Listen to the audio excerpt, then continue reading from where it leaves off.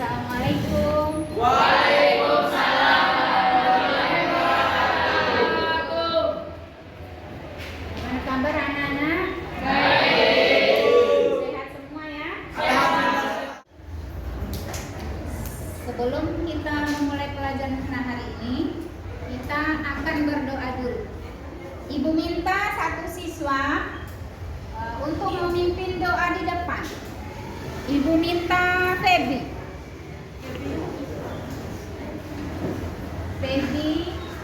Ya, jelas deh. Sebelum kita baca, marilah kita sama-sama membaca doa mulai.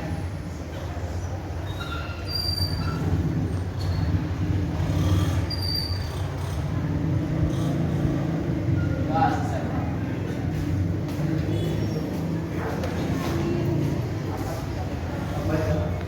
Ya, baik. Hari ini ada yang tidak hadir nggak? Ada semua. Ya, baik. Untuk mengecek kehadiran anak-anak, Ibu akan mengabsen satu-satu ya. Cek dulu. Afriani. Hadir, Bu. Hadir. Agil Saputra. Hadir, Bu. Atur Rahmaniati. Hadir, Bu. Aulia Husna. Hadir, Bu. Azet Alifia. Hadir. Febiansa. Hadir, Bu. Fikram. Hadir, Bu. Fitriani. Ida Nuraila. Hadir, Bu. Muhammad Dika. Hadir, Bu. Muhammad Irfan. Hadir, Bu. Nuri Kartika. Rosdiana. Siti Fatimah. Suharti. Siapa? Dika. Bukti keautentikan Al-Quran. Coba siapa yang bisa menyebutkan? Nuri. Ayo. Bukti keautentikan atau keistimewaan dari Al-Quran itu. Selamat bagi orang yang membacanya. Ya. Ya, Nuri. Iya, petunjuk hidup. Ada lagi yang mau nambah? Putri. David. Irfan.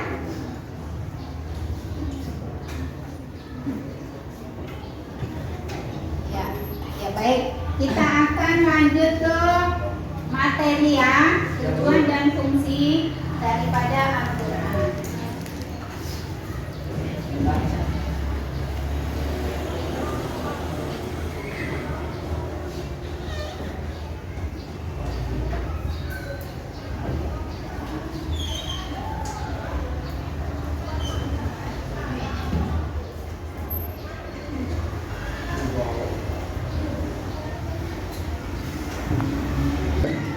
Jadi tujuan dan fungsi Al-Quran itu, yang pertama, Al-Quran sebagai petunjuk atau jalan yang lurus bagi kehidupan Manusia. sebagaimana firman Allah dalam surah Al-Baqarah ayat 2. Coba dibuka Al-Qurannya. Surah Al-Baqarah ayat 2.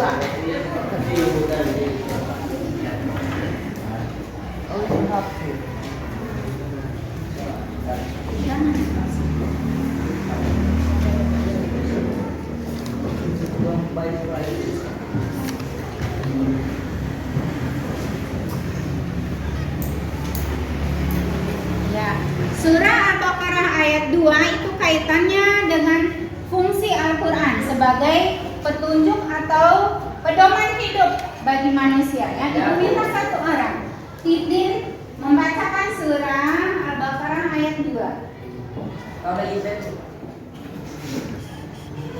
Bismillahirrahmanirrahim. Dzalikal kitabu la raiba fihi hudal lil muttaqin. Alladzina yu'minuna bil ghaibi wa yuqimuna as-salata wa mimma razaqnahum yunfiqun. Sudah. Sekarang Nuri, bacakan terjemahannya. Kitab Al-Quran ini tidak ada keraguan padanya, petunjuk bagi mereka yang bertakwa, yaitu mereka yang beriman kepada yang gaib, melaksanakan sholat dan menginfakkan sebagian rezeki yang kami berikan kepada mereka. Ya, itu surah Al-Baqarah. Itu fungsi dan tujuan Al-Quran yang pertama sebagai petunjuk bagi manusia. Yang mana Al-Quran itu tidak ada keraguan-keraguannya lagi, ya. Kemudian tujuan dan fungsi yang kedua itu Al-Quran sebagai mukjizat bagi Rasulullah Shallallahu Alaihi Wasallam. Ada yang bisa menjelaskan kenapa sih di Al-Quran ini dikatakan mukjizat untuk Nabi Muhammad?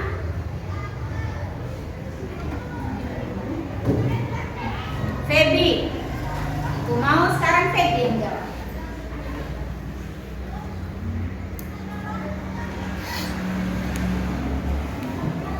Mukjizat bagi Rasulullah Sallallahu Alaihi Wasallam. Kan? Nuri. Mukjizat Rasulullah. Maksud dari mukjizat untuk Rasulullah itu apa? Nuri. Yang kencang suaranya. Merupakan kitab yang terakhir menjadi penyempurna kitab sebelumnya. Ya, jadi Al-Quran itu penyempurna kitab-kitab sebelumnya. Ya. Kemudian fungsi dan tujuan yang selanjutnya adalah menjelaskan kepada manusia tentang masalah yang pernah diperselisihkan di masa-masa terdahulu. Di Al-Quran itu menjelaskan tentang sejarah-sejarah masa lampau. Ya. Ada yang bisa menjelaskan sejarahnya yang kaitannya dengan Al-Quran? Ya, seperti contohnya seperti Nabi Nuh. Ya. Nabi Nuh ada kan kisah di Al-Quran itu. Nabi Nuh itu ditelan oleh paus. Ya, terus Dia berdiam itu selama ya. beberapa tahun. Jadi kisah-kisah Nabi seperti yang dikatakan teman kita Dika itu termaktub dalam Quran surah Al-Anbiya. Iya. Al-Anbiya itu cerita kisah-kisah Nabi. Ya. Jadi tidak ada keraguan dalam Al-Quran itu. Kisah-kisah Nabi, kemudian tentang sejarah, tentang muamalah, tentang hukum, semuanya ada di dalam Al-Quran.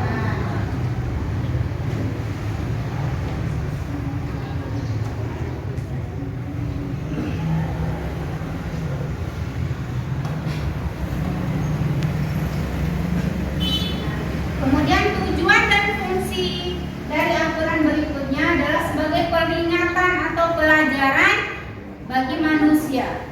Ini sesuai dengan firman Allah dalam surah Al-A'raf ayat 2. Coba kita buka tafsirnya. Ada surah Al-A'raf ayat 2.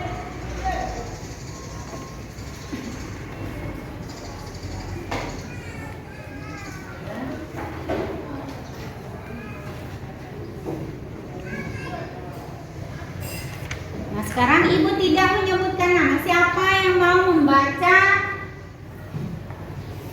surah Al-A'raf ayat 2? Ilman. Ilmannya.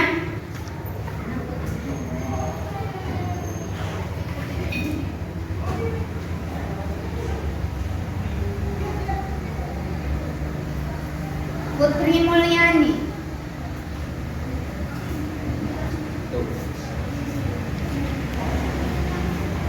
Surah Al-A'raf ayat 2.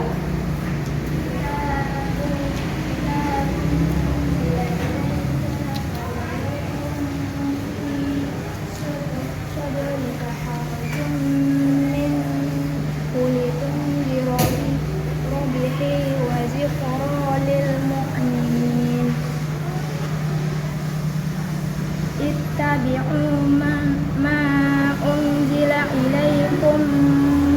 ربكم ولا تتبعوا من دونه أولياء قليلا ما تذكرون. Surah Al-A'raf ayat 2 ini kaitannya dengan tujuan dan fungsi Al-Quran sebagai peringatan atau pelajaran bagi manusia. Yang artinya kita yang diturunkan kepada Muhammad, maka janganlah kau sesat dada karenanya, agar engkau memberi peringatan dengan kitab itu dan menjadi pelajaran bagi orang-orang yang beriman. Itu antara lain fungsi dan tujuan Al-Quran. Sekarang ibu mau satu orang menyimpulkan atau memberikan kesimpulan dari materi yang ibu sampaikan tadi, tujuan dan fungsi Al-Quran.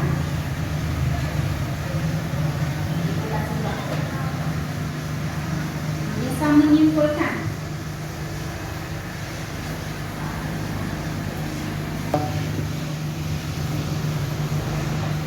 Dari materi yang ibu sampaikan tadi tentang fungsi dan tujuan Al-Quran, ada yang bisa menyimpulkan? Saya Bu, Nuri Kartika. tujuan dan fungsi Al-Quran adalah sebagai pedoman hidup, pelajaran dan petunjuk bagi umat manusia. Ada yang menambah? Jadi tujuan dan